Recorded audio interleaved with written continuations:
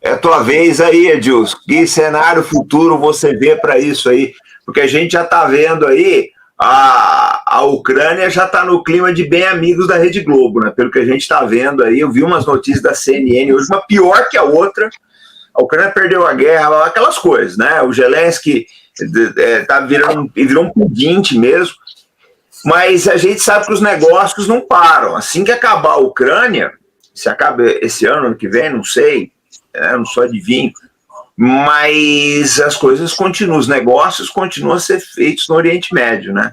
E você é um analista que eu gosto muito de ouvir, você sabe que a gente escuta sempre vocês aí. Eu queria a tua visão, depois a gente vai pegar a do Paulo também. Tá contigo, Edilson. Obrigado, comandante, pelas gentis palavras aí. Eu acredito que o desenrolar do Oriente Médio ainda vai demorar um tempinho. A Ucrânia talvez se resolva um pouco antes. Na verdade, o desenrolar, quando eu digo do Oriente Médio, é o enrolar para o novo enrolo que vai surgir daqui para frente. O Oriente Médio sempre foi palco desses altos e baixos, sempre esteve, ora, interesses A, B e C, horas B, C, A, horas todo mundo junto e horas na mão de quem deveria estar, não está, que é o povo do Oriente Médio, os povos do Oriente Médio em geral. Então eu vejo que a grande questão que está em jogo aí são os realinhamentos, como bem o Lineker colocou. A gente tem que entender uma coisa, as duas rotas importantes para a economia mundial passam por Oriente Médio. Nenhuma nação vai ficar sentada vendo o Irã controlar as duas rotas. A gente tem que pôr isso na cabeça. Acreditar que é apenas um problema do conflito atual não é muito correto, porque, na verdade, o Saddam Hussein ele criou um problema para ele, quando invadiu o Kuwait, pelo fato dele ter acesso a pelo menos 30% ou 40%, não me lembro agora os números, do petróleo do mundo. Isso, na altura, chocou com todos. Falaram, peraí, esse cara vai ser perigoso, porque a hora que ele bateu a mão na mesa, nós vamos ter que ouvi-lo. Então, o mundo inteiro, né, apoiado pelos Estados Unidos, apoiou a iniciativa de retomar o Kuwait, que acabou virando a tomada do Iraque. Lembrando que a Operação Tempestade no Deserto era para libertar o Kuwait. A liberdade chegou em mais de 100 toneladas e passou do Kuwait e foi para mais outras regiões. Então, o Oriente Médio ele tem muito ainda a ser definido.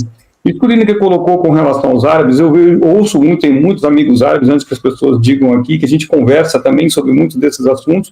Não é uníssono, não há uma unidade, não há um interesse único das nações árabes.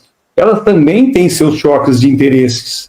A própria Arábia Saudita e Emirados, como bem disse, o Catar é outro player ali que também traz muito problema para o cenário. Hoje o Catar ganhou uma dimensão muito maior do que alguém poderia imaginar que o Catar teria dentro da geopolítica e dos desfechos dos conflitos agora no Oriente Médio. Hoje o Catar, por exemplo, ele é importantíssimo para a solução do problema de Gaza. Até então, ninguém ouvia falar do Catar, até que eclodiu esse conflito. Então, a grande questão é que esse rearranjo geopolítico ali na região, ele vai ainda, na minha concepção, ele vai demorar muito tempo para ser resolvido. E isso passa por avanços em alguns setores, em algumas questões. Ninguém imaginaria a Arábia Saudita e Irã sentando para negociar, pelo menos não nas 3 últimas décadas. Isso não era algo possível de ser imaginado, e isso já está acontecendo.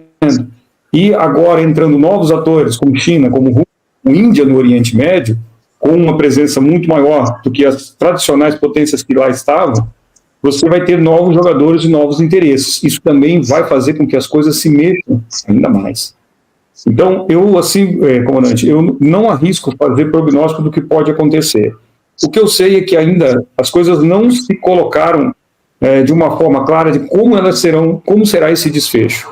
Nós temos interesses das grandes potências estrangeiras ali, temos um quadro novo, que é o crescimento de potências regionais, o Irã é uma delas, um rearranjo dessas potências, um conflito entre potências que antes não eram questionadas, como a Arábia Saudita e os demais países árabes. Tudo que a Arábia Saudita dizia, os demais diziam amém. Hoje já não é mais bem assim. As questões ali estão modificando bastante. Então, acredito que vai haver um redesenho e, obviamente, toda vez que isso ocorre, conflitos surgem. E não é o Oriente Médio apenas um palco mundial de conflitos. mas isso é possível ver que ali a coisa não vai se resolver tão simples, na minha opinião. Ainda tem muita água para passar debaixo dessa ponte para que as coisas voltem a ser organizadas. Ele não se resume apenas ao conflito hoje no Mar Vermelho, do Líbano, na região da faixa de Gaza. Existem ainda muitos arranjos a serem feitos, e até lá a gente vai ouvir falar muito do Oriente Médio. Então vai ter muitas lives sobre o Oriente Médio ainda daqui para frente, para os próximos anos ou talvez décadas. É isso, comandante.